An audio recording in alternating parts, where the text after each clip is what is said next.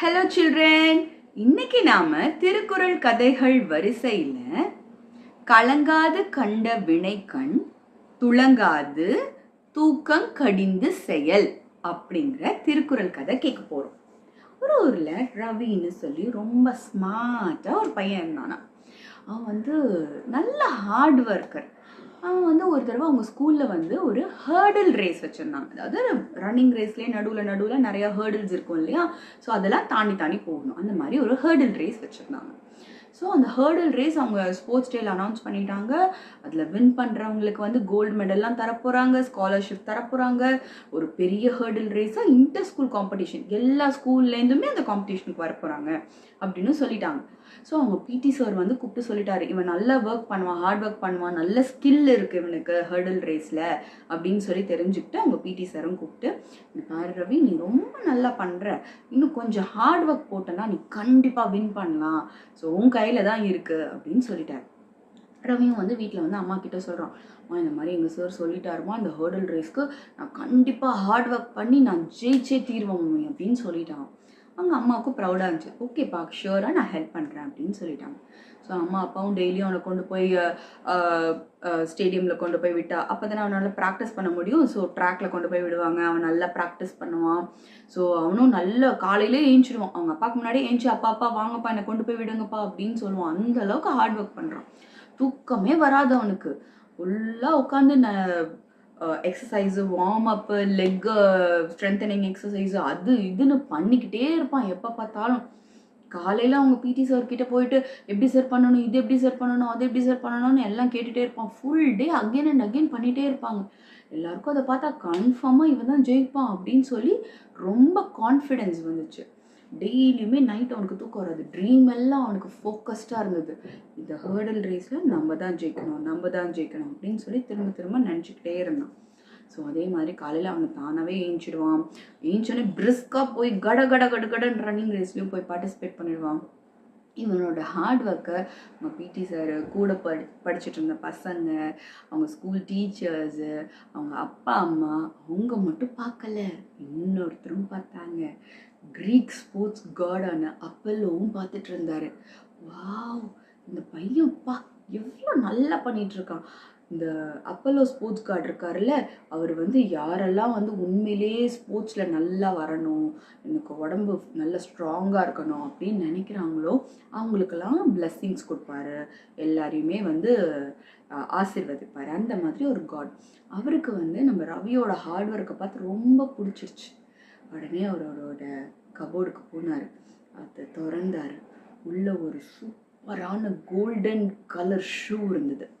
அந்த ஷூ இது வரைக்கும் யார் ரொம்ப ஹார்ட் ஒர்க் பண்ணி டெடிக்கேட்டடாக கண்டிப்பாக நம்ம இதில் ஜெயிக்கணும் அப்படின்னு நினைக்கிறாங்களோ அவங்களுக்கு இந்த ஷூவை கிஃப்டாக கொடுக்கணும்னு அப்பல்லோ பத்திரமா வச்சுருந்தார்.